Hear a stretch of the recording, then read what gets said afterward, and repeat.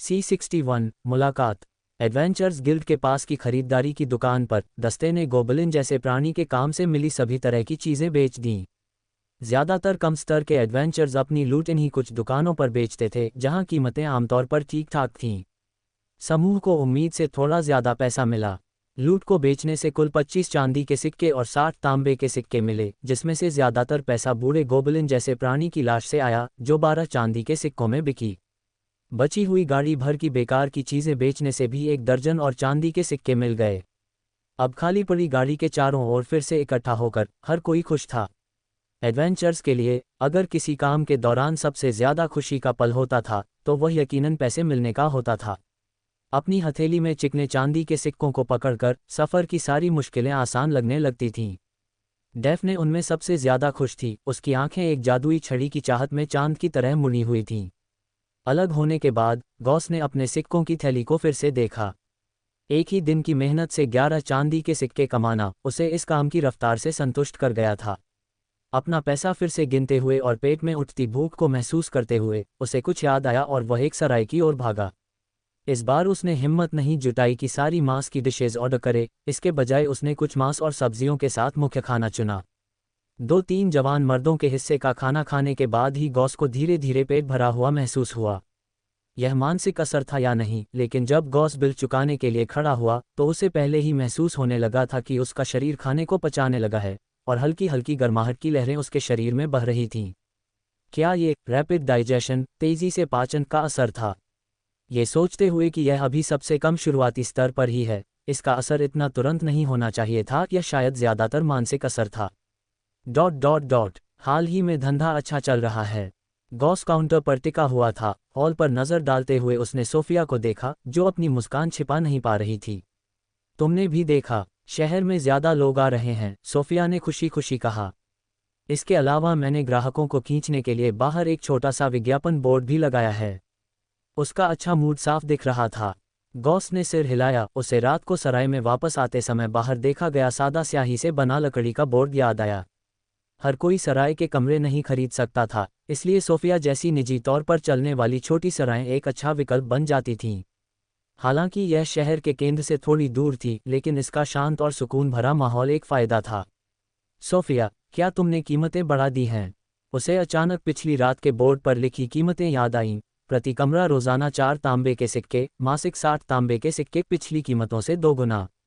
उसका अपना मासिक किराया अभी भी पहले वाला 30 तांबे का सिक्का था। शश्ट, सोफिया ने जल्दी से गॉस को रोका।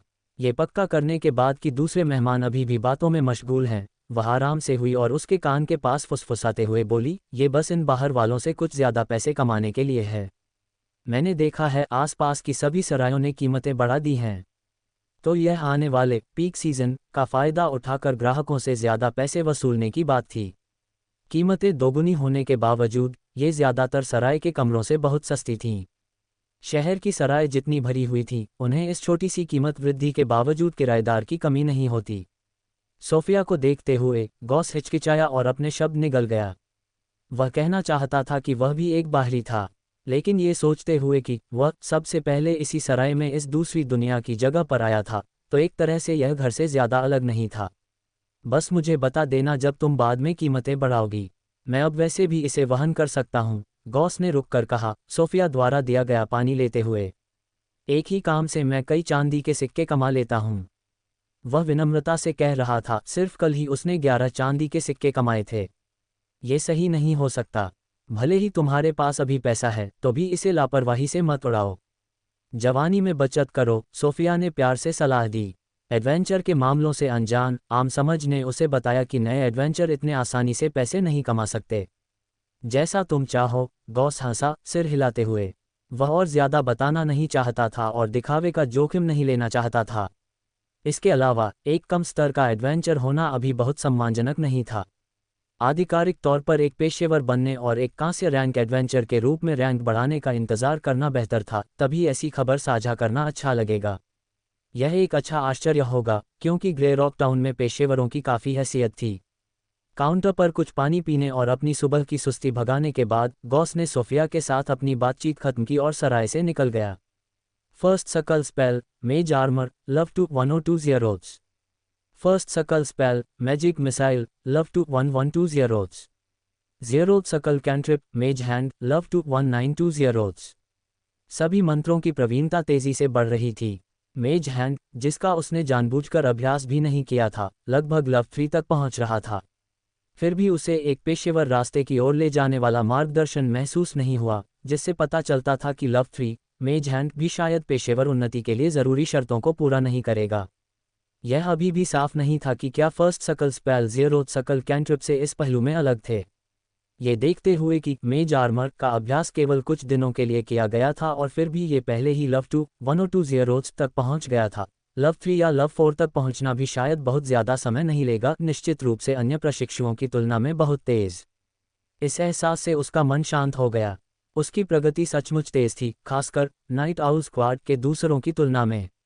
हालांकि आज सुबह गॉस का मंत्रों का अभ्यास करने का कोई इरादा नहीं था, इसके बजाय वह अपनी बुनियादी कमजोरियों को मजबूत करने के लिए एक तलवारबाजी प्रशिक्षक से मिलने का इरादा रखता था। कल उसने डॉयल को अनायास ही अपनी तलवारबाजी का अभ्यास करने और अपनी बुनियादी बातों को मजबूत करने की इच्छा के बारे में बताया था, तो डॉयल ने अपने गुरु की सिफारिश की थी। इस दुनिया में एडवेंचर्स का होना स्वाभाविक रूप से मतलब था कि एडवेंचर की कौशल सिखाने के लिए प्रशिक्षक भी थे। बड़े शहरों में कथित तौर पर अलग अलग पेशे के अपने गिल्ड थे, जिसमें केवल पेशेवर ही आधिकारिक तौर पर शामिल हो सकते थे। ग्रे रॉक टाउन में ऐसे पेशेवर गिल्ड की कमी थी और गॉस अभी एक प्रमाणित पेशेवर नहीं था, इसलिए बुनियादी तलवारबाजी सीखने के लिए निर्देश के लिए भुगतान करना जरूरी था। यकीनन एक बेहतर विकल्प था ब्लैक एनविल वर्कशॉप का मालिक ग्रॉम। लेकिन ग्रॉम की अपनी पेशेवर स्थिति को गुप्त रखने की इच्छा को देखते हुए एक सामान्य परिचित के रूप में उसे प्रशिक्षण मांगना बहुत ज़्यादा ढीठपन लगता था। गॉस वैसे भी सेवा के लिए भुगतान करना पसंद करता था, क्योंकि उसे केवल बुनियादी बातें सिखाने के लिए एक कुशल तलवारबाज की ज़रूरत थी, एक पेशेवर ज़रूरत से ज़्यादा काबिल होगा। डॉयल द्वारा बताए गए इलाके में शहर से होते हुए गॉस ने जल्दी से आंगन ढूंढ लिया। दरवाज़ा थोड़ा खुला था और मिट्टी की दीवारों वाले परिसर के भीतर एक दर्जन के करीब युवा एक अधेड़ उम्र के व्यक्ति के मार्गदर्शन में तलवार चला रहे थे। नमस्ते, मैंने सुना है कि आप तलवारबाजी के निर्देश देते हैं। डॉयल ने मुझे यहाँ भेजा है, गॉस ने अंदर जाते ही कहा, जिससे तुरंत सभी का ध्यान उसकी ओर गया। उसे देख रही युवा आंखों में प्रशंसा, जिज्ञासा और यहाँ तक कि कुछ सावधानी भी थी। इन नौसिखिए आरक्षित एडवेंचर्स के विपरीत, जिन्होंने अभी तक असली यात्राएं शुरू नहीं की थीं, गॉस हर तरह से एक अनुभवी जैसा दिखता था, खासकर उसके हथियार, जिसने लकड़ी की तलवार लिए युवाओं को ईर्ष्या से हरा कर दिया था, हालांकि वह उनसे ज़्यादा बड़ा नहीं दिखता था। C62 कमियों को भरना। गॉस को बिल्कुल अंदाज़ा नहीं था कि वे क्या सोच रहे थे। अगर उसे पता होता तो शायद उसे मज़ा आता। ये तथ्य कि वे एक पेशेवर तलवारबाजी प्रशिक्षक के तहत प्रशिक्षण ले सकते थे, पहले से ही बताता था कि उनके पारिवारिक पृष्ठभूमि ज़्यादातर निचले स्तर के एडवेंचर्स की तुलना में कहीं बेहतर थी। ऐसी मजबूत नींव के साथ उनके अंततः पेशेवर बनने की संभावनाएं खुद से सीखे हुए शौकीनों की तुलना में बहुत ज़्यादा थीं। उन्हें दूसरों से ईर्ष्या करने की कोई ज़रूरत नहीं थी। बेशक उसकी तुलना में कोई तुलना ही नहीं थी। तलवारबाजी प्रशिक्षक डेविड ने गॉस की बातें सुनी और उसे याद आया कि उसने वाकई कभी डॉयल नाम के एक नौसिखिया एडवेंचर को तलवार की तकनीक सिखाई थी। इस बात ने उसे थोड़ा सहज किया और वह उसके पास आया। मैं डेविड हूँ, इस प्रशिक्षण मैदान का तलवारबाजी प्रशिक्षक। प्रशिक्षक डेविड, नमस्ते, मैं गॉस हूँ, एक नौसिखिया एडवेंचर। मैं अपनी कमियों को सुधारने के लिए आपसे कुछ बुनियादी तलवारबाजी मार्गदर्शन का अनुरोध करना चाहता हूँ। क्या मैं फीस के बारे में पूछ सकता हूँ? गॉस ने बिना किसी बेकार की बात के सीधे मुद्दे पर बात की। एक तलवारबाजी प्रशिक्षक के रूप में डेविड का उद्देश्य वैसे भी ट्यूशन फीस कमाना था, इसलिए घुमा फिराकर बात करने की कोई ज़रूरत नहीं थी। मैं समझ गया। जब दोनों बात कर रहे थे तो दूसरे युवा आपस में फुसफुसाए बिना नहीं रह सके। आखिर वे सबसे ज़्यादा उत्सुकता की उम्र में थे। वह बहुत जवान दिखता है। क्या वह हमारी तरह तलवार की तकनीक सीखने आया है? इतने महंगे उपकरण हैं, लेकिन उसकी बुनियादी बातें शायद हमारी तुलना में भी बदतर हैं। उद्धरण चिन्ह उद्धरण चिन्ह। थोड़ी बातचीत के बाद गॉस और डेविड एक कीमत पर सहमत हो गए, प्रतिदिन निर्देश के लिए 50 तांबे के सिक्के। डेविड के लिए इसका मतलब बस एक और छात्र को लेना था जो दूसरों से अलग नहीं था। उसने युवा को देखा था, जबकि गॉस की आंखों में एक अजीब सी तीव्रता थी। उसके हाथों में लंबे समय तक तलवार का अभ्यास करने के कोई निशान नहीं थे। साफ साफ एक शुरुआती था। ये कीमत असल में उसके दूसरे छात्रों से बहुत ज़्यादा थी। लेकिन गॉस के उपकरणों को देखते हुए, जिनकी कीमत अकेले ही 2 अंकों के चांदी के सिक्के थी, डेविड ने हिचकिचाते हुए यह अपार्टमेंट महंगी दर बताए। उसे आश्चर्य हुआ। गॉस ने बिना ज्यादा हिचकिचाहट के इस मोटी कीमत पर सहमति दे दी। तुम सब अपना अभ्यास जारी रखो, डेविड ने दूसरे छात्रों को निर्देश दिया और फिर मुस्कुराते हुए गॉस की ओर मुड़ा। चूंकि यह पहली क्लास थी, उसने गॉस पर ज्यादा ध्यान देने की योजना बनाई, कम से कम ये सुनिश्चित करने के लिए कि पहली अनुभव क्लास अच्छी रहे ताकि गॉस वापस आए। हालांकि वह खुद एक पेशेवर नहीं था, डेविड ने दावा किया कि अपनी जवानी में वह एक पेशेवर योद्धा बनने से बस एक कदम दूर था। अगर वह विभिन्न तलवारों और तकनीकों के प्रति बहुत ज्यादा जुनूनी नहीं होता, अपनी ध्यान बहुत ज्यादा नहीं फैलाता, तो एक पेशेवर बनना मुश्किल नहीं होता। गॉस ने इस शेखी पर कोई प्रतिक्रिया नहीं दी। लोग हमेशा अनजाने में अपने अतीत को बढ़ा चढ़ाकर बताते हैं, ठीक वैसे ही जैसे उसकी पिछली जिंदगी में ज्यादातर सहपाठी दावा करते थे कि उन्होंने कॉलेज प्रवेश परीक्षाओं में अच्छा प्रदर्शन नहीं किया, और यह जोर देकर कहते थे कि उनकी असली क्षमताएं कहीं बेहतर थीं। फिर भी, जबकि डेविड ने अपनी कहानी को बढ़ा चढ़ाकर बताया होगा, विभिन्न तलवारों के साथ उसकी प्रवीणता नकली नहीं थी। चाहे वह लंबी तलवारें, चौड़ी तलवारें, छोटी तलवारें, खंजर, रेपियर या फॉइल, वह उन सभी का प्रदर्शन कर सकता था और सच में मजबूत बुनियादी बातें दिखा सकता था। कौशल के इस प्रदर्शन को देखकर गॉस को लगभग यकीन हो गया कि डेविड पहले झूठ नहीं बोल रहा था। क्या ये सच हो सकता है कि बहुत ज्यादा ध्यान फैलाने ने उसे पेशेवर बनने से रोक दिया था? लेकिन क्या ऐसे सनकी लोग सच में होते थे? इससे कोई फर्क नहीं पड़ता। सच्चाई कुछ भी हो, जब तक डेविड उसकी बुनियादी बातों को सुधार सकता था, वह काफ़ी था। डेविड के मार्गदर्शन में गॉस ने बुनियादी रेपियर आंदोलनों का अभ्यास करना शुरू कर दिया, जबकि प्रशिक्षक समय समय पर बल लगाने में उसकी गलतियों को सुधारता रहा। दिन पलक झपकते ही बीत गया। जब गॉस आंगन से निकला तो उसने अपने पीछे एक हैरान प्रशिक्षक और छात्रों को छोड़ दिया, जो हैरान होकर एक दूसरे को देख रहे थे।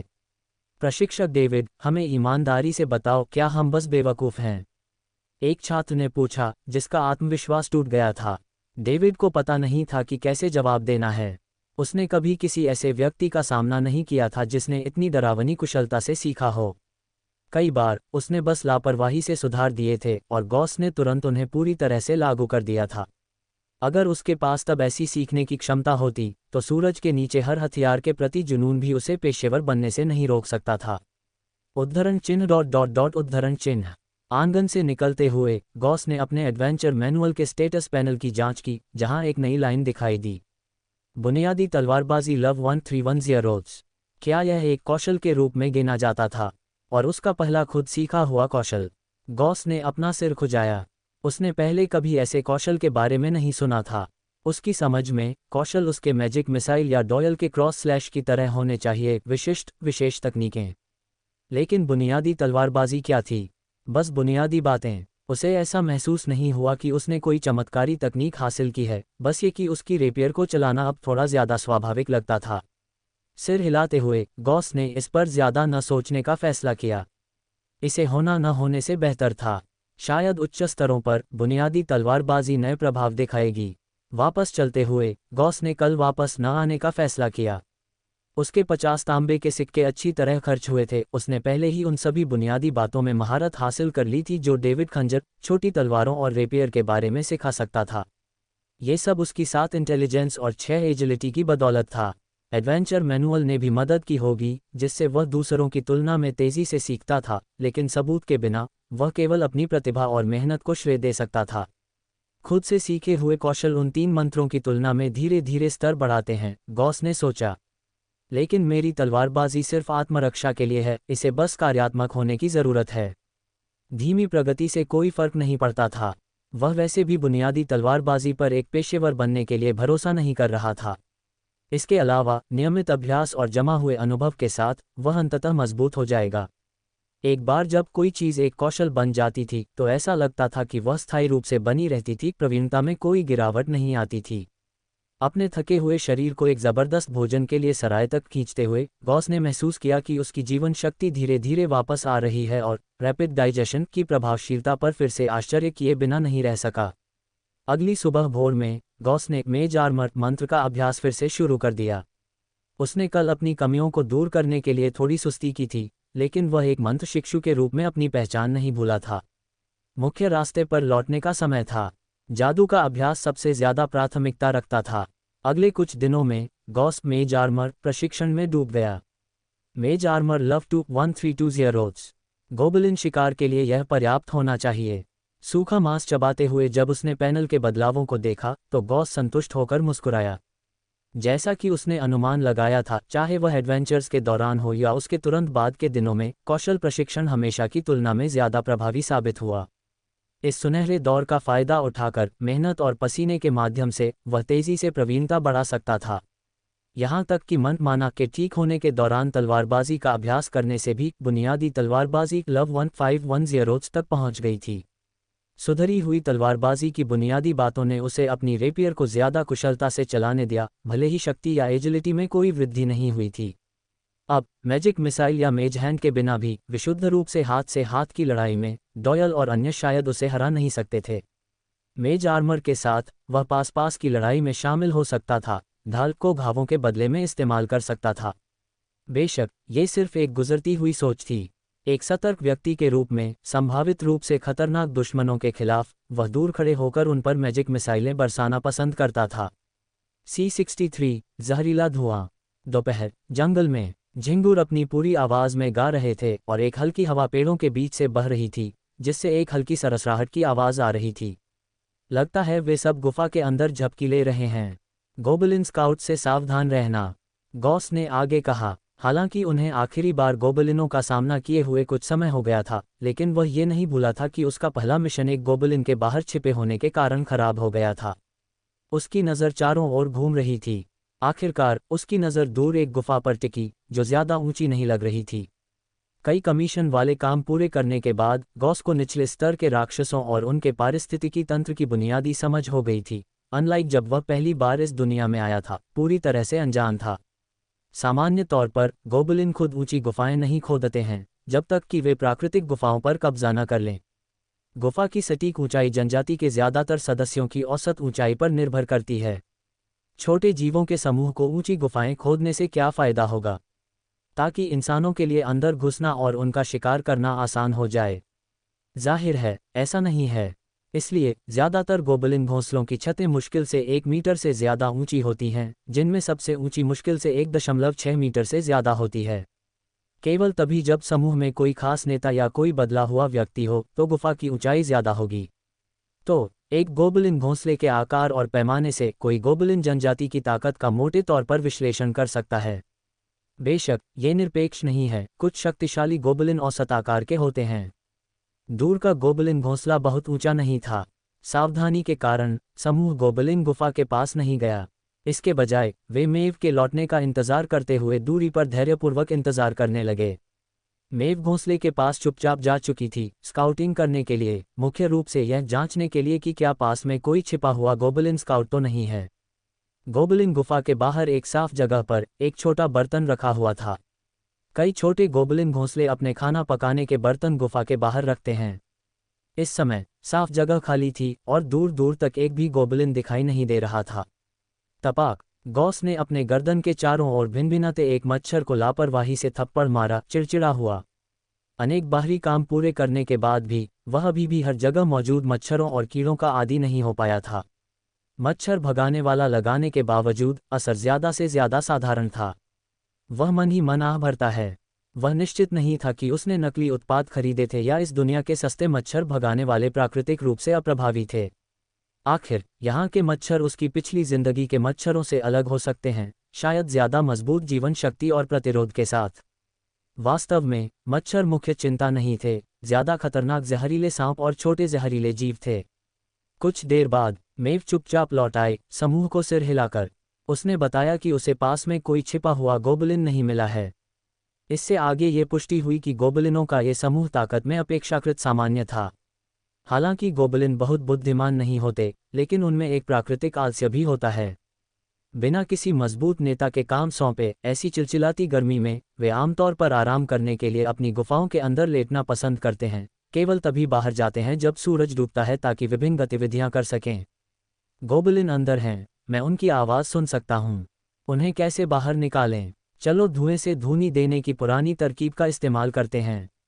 मेव, क्या तुम्हें इस घोंसले में कोई छिपा हुआ वेंटिलेशन छेद मिला? 2 मिले, तो हम इसे इस तरह करेंगे। गॉस ने अपने साथियों को योजना पर व्यवस्थित तरीके से चर्चा करते हुए देखा, बिना बीच में टोकते हुए। हालांकि वह अपनी ताकत में आश्वस्त था, वह उस नीची गुफा के अंदर गोबलिनों से आमने सामने लड़ना नहीं चाहता था। पहला, संकीर्ण गुफा मैजिक मिसाइल हमलों के लिए प्रतिकूल थी। यदि गोबलिनों की खुदाई खराब रूप से मजबूत की गई थी, तो एक ही विस्फोट से गुफा ढह सकती थी और सभी को जिंदा दफन कर सकती थी। दूसरा, हिलना और मुड़ना असुविधाजनक होगा, जिससे उसकी चपलता और आकार के फायदों का उपयोग सीमित हो जाएगा। तीसरा, गोबलिनों को घर का फायदा था, पर्यावरण से उनकी परिचितता ने उन्हें अंदर अपनी युद्ध शक्ति का एक बड़ा हिस्सा बाहर लाने की अनुमति दी। समूह ने अपने साथ लाए कमीशन वाले सामान को बाहर निकाला। जलाऊ लकड़ी, सल्फर पाउडर, मसालेदार जहरीली जड़ी बूटियां। ये मानक सामग्री थी जो ऐसी गुफा के वातावरण में राक्षसों को उनके घरों से बाहर निकालने के लिए थीं। बेशक, ये धुआं और आंसू गैस की तरकीब हमेशा लागू नहीं होती थी, इसे स्थिति के अनुसार ढालना पड़ता था। पिछली बार जब उनके पास एक गोबलिन जैसी प्राणी का मिशन था, उन्होंने इस विधि का उपयोग नहीं किया था क्योंकि घोंसला बहुत जटिल और गहरा था। यहाँ तक कि अगर वे धुएं का उपयोग करते, तो असर शायद खराब होता और समय से पहले उनकी जगह का खुलासा हो सकता था, जिससे गोबलिनों को लड़ाई के लिए तैयार होने का संकेत मिल जाता। संक्षेप में चर्चा के बाद सभी ने तैयारी शुरू कर दी। हथियारों की जांच करना, वेंटिलेशन छेदों की रक्षा करना, जाल लगाना, आग तैयार करना। उन्होंने गीली जलाऊ लकड़ी को चुना क्योंकि इसकी ज्यादा नमी सामग्री के कारण अधूरा दहन होता था, जिससे ज्यादा धुआं पैदा होता था। जब जलाऊ लकड़ी लगभग जल रही थी, तो उन्होंने सल्फर पाउडर, मसालेदार जहरीली जड़ी बूटियां और मेव द्वारा एकत्र किए गए विभिन्न राक्षस अंगों से बने जहर छिड़के। फिर उन्होंने लगातार गुफा में हवा भरी। काला धुआं कई परतों के मास्क पहने सभी के द्वारा धकेला गया, गुफा के गहरे हिस्से में चला गया। पूरी प्रक्रिया के दौरान कुछ शुरुआती शोरगुल वाले आंदोलनों को छोड़कर कोई भी गोबलिन स्वेच्छा से बाहर नहीं आया। अलग अलग गोबलिन जनजातियों की अपनी सूक्ष्म शैलियां थीं, कुछ आक्रामक थीं, कुछ धूर्त, कुछ सतर्क, अन्य कायर। ये समूह बहुत सतर्क लग रहा था, गुफा के बाहर दुश्मन का सामना करने के बजाय अपने घोंसले के अंदर लड़ाई रखने को पसंद करता था।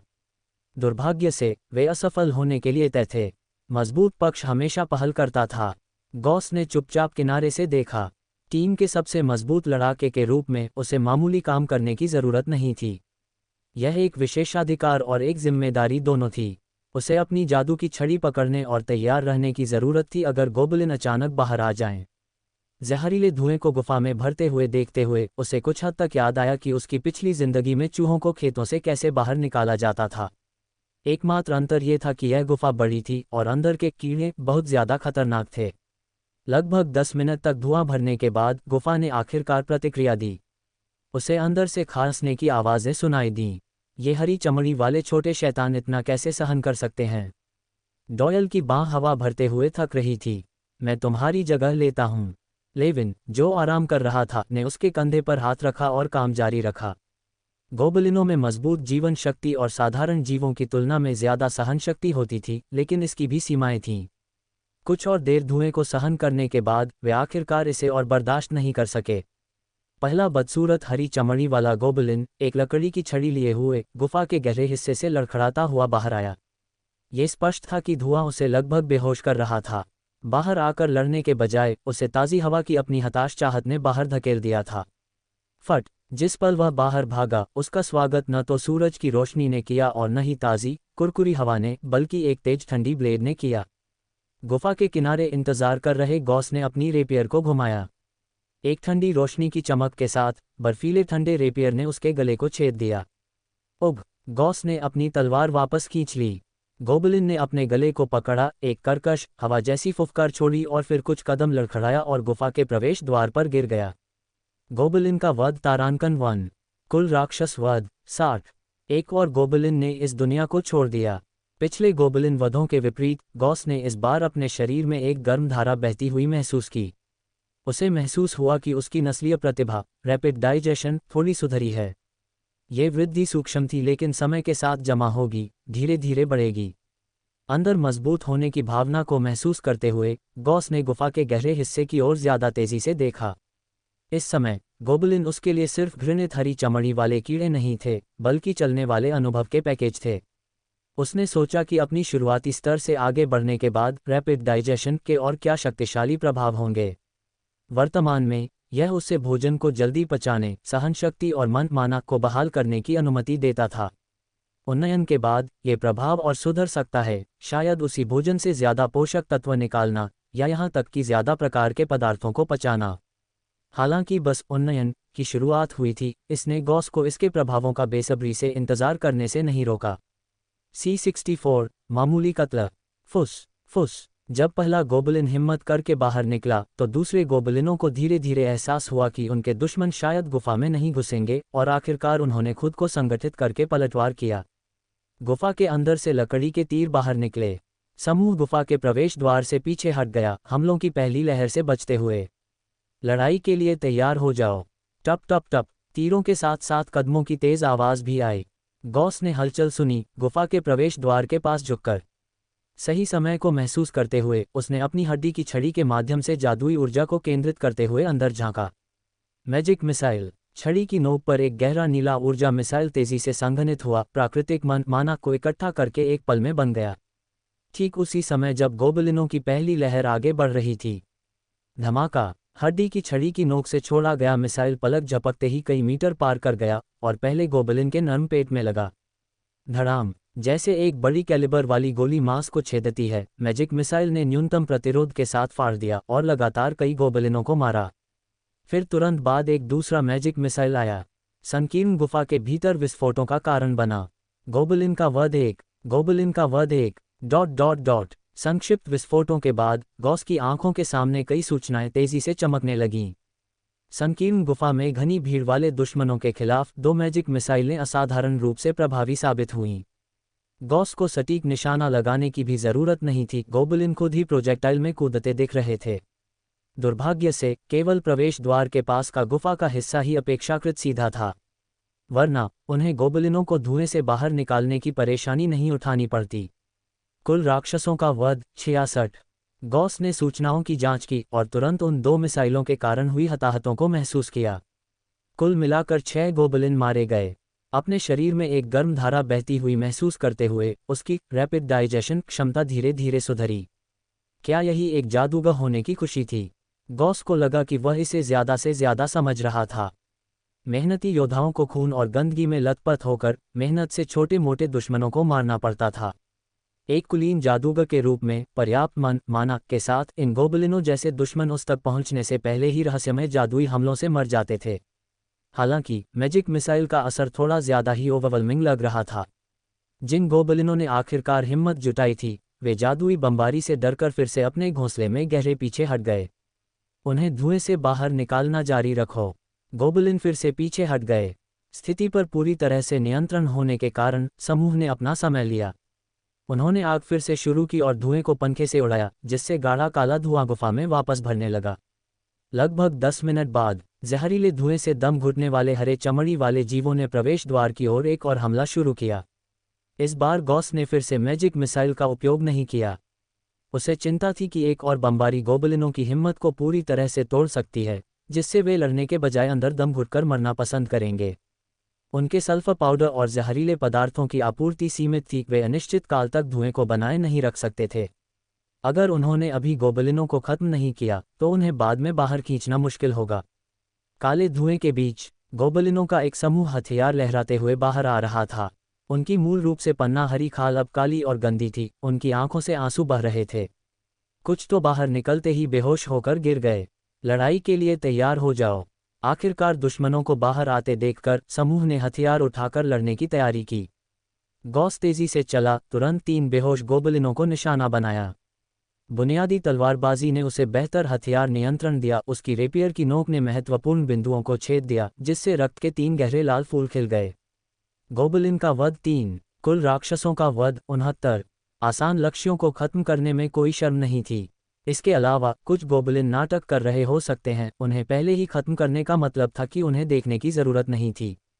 3 बेहोश गोबलिनों को मारने के बाद गॉस ने युद्ध के मैदान का जायजा लिया।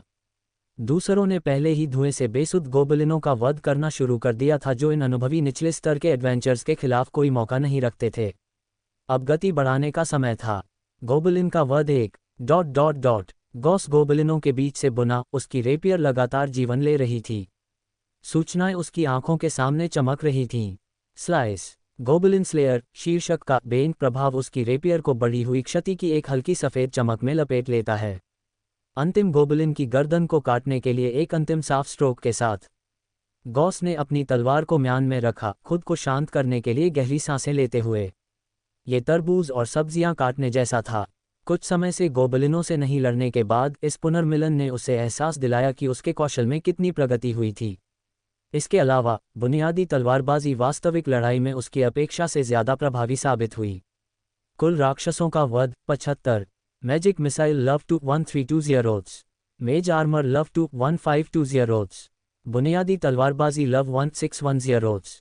तीनों कौशलों ने क्रमशः 1, 2 और 1 प्रवीणता बिंदु प्राप्त किए। इस मिशन के बाद मेज आर्मर प्रशिक्षण पर ध्यान केंद्रित करने से यह स्तर 3 के करीब आ जाना चाहिए। अपने हाथों को पोंछते हुए गॉस ने अपनी भीतरी जेब से कपड़े में लपेटे हुए कुछ सूखी मछली के टुकड़े निकाले, चबाते हुए और सोचते हुए। सब ने अच्छा काम किया। क्या किसी को चोट लगी है जिसे इलाज की ज़रूरत है? कृपया मुझे देखें, मुझे लगता है कि मुझे बगल में छुरा लगा है। दबाने पर दर्द होता है। डॉयल ने अपनी कमर की ओर इशारा किया। वास्तविकता में लौटते हुए गॉस ने डॉयल को पजल्ड लुक दिया। असंभव, वे गोबलिन टेरिबल कंडीशन में थे, किसी को चोट कैसे लग सकती थी? लेकिन जब उसकी नज़र डैफ्ने की ओर मुड़ी, समझ आ गई। अब जब उसने इसके बारे में सोचा तो डॉयल हमेशा लड़ाइयों के बाद कुछ चोटिल लगता था, शायद सिर्फ पुजारी के करीब जाने के बहाने। कितना बचकाना। गॉस ने असहायता से सिर हिलाया। गॉस, तुमने अभी कितने गोबलिन मारे? लेविन ने अचानक पूछा। मुझे सोचने दो। अपने एडवेंचर मैनुअल के किल काउंट की जांच करते हुए गॉस ने क्विकली मैथ किया। लगभग 15 या 16। सटीक संख्या 16 थी। मिशन से पहले 59 से अब 75 तक। वह जल्द ही एक और टियर रिवॉर्ड के लिए क्वालिफाई हो जाएगा। पहला एक स्टेल्थ किल, फिर मैजिक मिसाइल से 6, 3 आसान फिनिशिंग और अपनी तलवार से 6 फ्रंटल किल्स। उसकी कुशलता इन गोबलिनों को केवल लकड़ी के हथियार वाले कमज़ोरों के रूप में पहचानने से आई थी, जिससे आक्रामक रणनीति की अनुमति मिली। जहां दूसरे हमलों से बचते थे, वहीं वह मेज आर्मर के साथ हमलों को झेल सकता था। परिणामों ने उसके दृष्टिकोण को सही साबित किया। 6 त्वरित किल्स खुद बोलते हैं। गॉस ने क्या नहीं देखा कि उसके जवाब के बाद अचानक सन्नाटा छा गया। कुल मिलाकर लगभग 20 कुछ गोबलिन ही थे। लेविन ने मिश्रित भावनाओं के साथ गॉस को देखा। कोई आश्चर्य नहीं कि यह मिशन सामान्य से आसान लगा। ये खत्म होने से पहले वह गर्म भी नहीं हुआ था। गॉस ने अकेले ही आधे से ज्यादा दुश्मनों को मार डाला था। गॉस उद्धरण चिन्ह ... उद्धरण चिन्ह। क्या हुआ लेविन? गॉस ने ऊपर देखा। कुछ नहीं, हम बेस पर वापस जाकर बात करेंगे। C65 जुदाई। रात ढलने के 2 घंटे बाद छोटे शहर में सबसे व्यस्त सुनहरा घंटा था। एक 2 मंजिला पत्थर के घर के अंदर, जिसकी चिमनी से काला धुआं निकल रहा था, जगह लोगों से भरी हुई थी। कभी कभी कोई लकड़ी के दरवाजे को धक्का देता जो कर्कश आवाज के साथ खुलता, और सराय का शोरगुल सड़क पर फैल जाता। तुमने देखा नहीं? हालांकि मेरी तलवार तब छूट गई थी, मैंने बस एक हाथ से उस गोबलिन का सिर धड़ से अलग कर दिया। आधा ऑक योद्धा अपनी ताकत के बारे में अपने साथियों को शेखी बघारते हुए लकड़ी की मेज पर मुक्का मारता है, तेल के दीपक की रोशनी में थूक उड़ता है। उल्टे हुए कपों की खनक से शोरगुल हुआ, अंगूठा युद्ध की जोरदार चुनौतियां गूंजी, और वेटर जोर से चिल्लाए, ट्रे ले जाते हुए और ग्राहकों को रास्ता देने के लिए कहते हुए। शराबी बड़बड़ाहट, बेसुरा कर्कश गाना, जोरदार झगड़े और फुसफुसाए हुए षड्यंत्र सभी सराय के ऊपर घूम रहे थे, एक शोरगुल भरा लेकिन अजीब तरह से सामंजस्यपूर्ण पृष्ठभूमि बना रहे थे। कोने में बाड हठपूर्वक अपने ल्यूट को शोर के बीच सुनाने की कोशिश कर रहा था। एले की तेज थोड़ी खट्टी गंध हवा में बह रही थी, भुनी हुई सॉसेज और ग्रिल्ड मांस की खुशबू के साथ मिली हुई थी। इसने भूख जगाई जबकि लोगों को शराब से भरी हवा में सुखद रूप से नशा भी महसूस कराया। नाइट आउल स्क्वाड सराय के अंदर इकट्ठा हुआ, जहां आले में तेल के दीपक की गर्म पीली चमक उनके चेहरों को रोशन कर रही थी। उनमें से कुछ लकड़ी की कुर्सियों पर बैठे थे, अपनी थोड़ी को अपने हाथों पर टिकाए हुए सराय के माहौल को देख रहे थे। उनके चेहरे पर एक दुर्लभ सुकून और सहजता दिखाई दे रही थी। नए एडवेंचर्स के लिए शोरगुल भरा माहौल पहले अपरिचित लग सकता है, लेकिन कुछ मुलाकातों के बाद वे इस कर्कश और वास्तविक हलचल के बीच जल्दी से शांत हो जाते थे। नीचे के स्तर के एडवेंचर्स का एक समूह, जो लगातार खतरे से खिलवाड़ करते थे, शराब और भोजन के साथ खुद को सुन्न करने के लिए इकट्ठा होते थे। न तो गरिमापूर्ण और न ही सुरुचिपूर्ण, उनमें सीमांत एडवेंचर्स के लिए एक जंगली और लचीली जीवन शक्ति थी, जैसे किनारे पर उगने वाली घास। सोचो तो, ये पहली बार है जब गॉस के हमारी टीम में शामिल होने के बाद हमारी टीम ने एक साथ भोजन किया है। लेविन ने अपना विशाल लकड़ी का कप उठाया और झागदार एले का एक घूंट लिया। गॉस ने एक पल के लिए सोचा और महसूस किया कि यह सच था। वह लगभग 1 महीने से टीम के साथ था और पहले मिशन के बाद हर कोई आमतौर पर थका हुआ, गंदा होता था और बस जल्दी से आराम करने के लिए तितर-बितर होना चाहता था। लेकिन हाल के गोबलिन कमीशन का रास्ता छोटा था और ज़्यादा ऊर्जा नहीं ली थी, इसलिए हर कोई अभी भी अच्छी स्थिति में था। लेविन के निमंत्रण पर उन्होंने नहाया था और एक साथ खाने के लिए सराय में इकट्ठा हुए थे। गॉस, क्या कुछ पीना चाहते हो? लेविन ने देखा कि गॉस का कप खाली था। गॉस आदत से मना करने वाला था, लेकिन ये देखकर कि बाकी सभी, यहाँ तक कि 2 महिला सदस्य भी, एले से भरे हुए थे, उसने शब्दों को वापस निगल लिया। ठीक है, मैं कोशिश करूँगा। उसने यह नहीं कहा कि वह बिल्कुल नहीं पीता था। अपनी पिछली जिंदगी में वह कभी-कभी सोने से पहले एक छोटा गिलास रेड वाइन पीता था। उसने बस इस दुनिया की सस्ती एले पहले नहीं चखी थी। हर बार जब वह इसे सूंघता था तो इसमें एक संदिग्ध खट्टापन होता था। लेकिन दूसरे ग्राहकों को इसे खुशी से पीते हुए देखकर शायद यह इसका मूल स्वाद था। लेविन ने गॉस को आधे से ज्यादा कप भर दिया। गॉस ने इसे सूंघा और एक तेज, बासी किण्वित अनाज का खट्टापन उसकी नाक में लगा, जैसे भीगा हुआ अनाज या बहुत देर तक रखा खट्टा चावल। इसमें उसके पिछले जीवन की बियर जैसी कोई माल्ट सुगंध नहीं थी, केवल एक कच्ची और खुरदरी किण्वन की गंध थी। उसने सावधानी से एक घूंट लिया। खट्टा है। एक तेज खट्टापन तुरंत उसकी जीभ की स्वाद कलिकाओं को चुभ गया। खटास के बाद शराब के जलने की एक अचानक लहर आई और उसके गले में एक अप्रिय स्वाद लिंगरिंग रहा। क्या ये चीज़ सच में स्वादिष्ट थी? अहम। गॉस कुछ बार खांसा, उसका चेहरा थोड़ा लाल हो गया। उसकी तेज प्रतिक्रिया देखकर मेज पर बाकी लोग हंसे बिना नहीं रह सके। युद्ध के मैदान में गॉस को आसानी से दुश्मनों को काटते हुए देखने के बाद उसे इस तरह शर्मिंदा देखकर एक नई बात थी। जैसा कि उम्मीद थी, लेविन, मुझे लगा था कि गॉस नहीं पिएगा। डैफ्ने ने एले का एक बड़ा घूंट लिया और लेविन को आंख मारी। गॉस, क्या तुम सच में एक सामान्य व्यक्ति हो? मैं बचपन से पी रहा हूँ, शराब को पानी की तरह मानता हूँ। डॉयल दिल खोलकर हंसा, आखिरकार किसी चीज़ में गॉस को हराने पर थोड़ा गर्व महसूस कर रहा था। बेशक मैं पी सकता हूँ, मुझे बस यहाँ की शराब का स्वाद पसंद नहीं है। गॉस ने अपना बचाव किया। तुम्हारा यहाँ की शराब से क्या मतलब है? ये तो बस सबसे साधारण पेय है। तीरंदाज ओलिवर ने गॉस को संदेह से देखा। वैसे तुम्हारी पृष्ठभूमि जरूर बनावटी होगी, है ना? तुम ऐसा दिखते हो जैसे ये तुम्हारी एले पीने की पहली बार है। उद्धरण चिन्ह उद्धरण चिन्ह।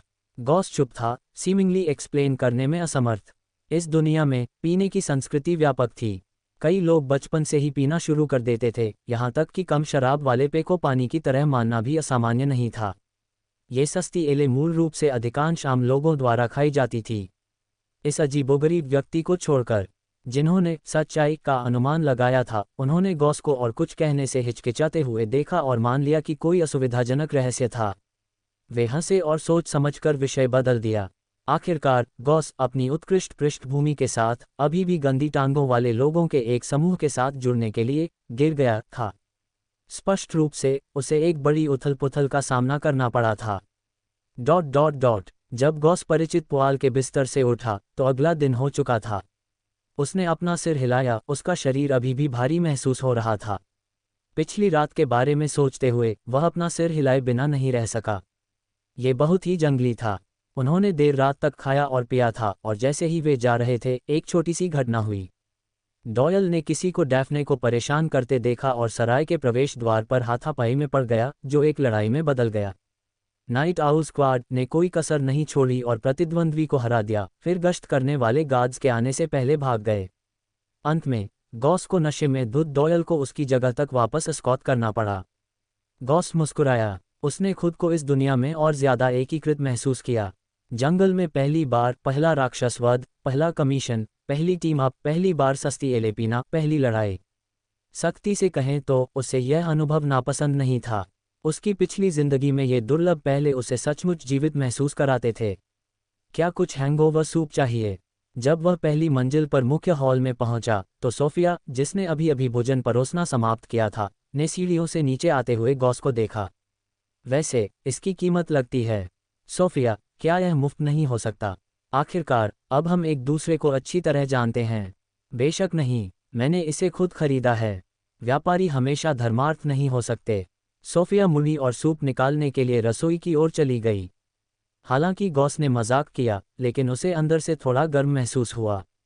वह जानता था कि सोफिया ने शायद पिछली रात उसकी शराब की भारी गंध के कारण खास तौर पर हैंगओवर सूप तैयार किया था। कुछ हैंगओवर सूप पीने के बाद गॉस को कुछ बेहतर महसूस हुआ। काउंटर के पास बैठे हॉल में दूसरे टेनेंट्स को भोजन करते हुए देखते हुए वह फिर से सोचने लगा। हालांकि पिछली रात का भोजन सुखद था, बाद की बातचीत में वह समझ गया कि लेविन और अन्य क्या बताना चाहते थे। लेविन ने इसे सीधे तौर पर नहीं कहा था, बल्कि अस्पष्ट रूप से बात की थी। फिर भी गॉस की भावनात्मक बुद्धिमत्ता इतनी कम नहीं थी कि वह समझ न सके। उसे एहसास हुआ कि उसकी उपस्थिति के कारण अन्य लोग हाल ही में मिशनों का उपयोग खुद को प्रभावी ढंग से प्रशिक्षित करने के लिए नहीं कर पा रहे थे। अगर दूसरे अपने 40वें वर्ष में किराए के सैनिक प्रकार के एडवेंचर्स होते, जिन्होंने अपने सपने खो दिए थे और केवल पैसे के लिए काम कर रहे थे, तो वे टीम में ऐसे पावरहाउस को पाकर खुश होते। लेकिन स्पष्ट रूप से वे उस तरह के लोग नहीं थे।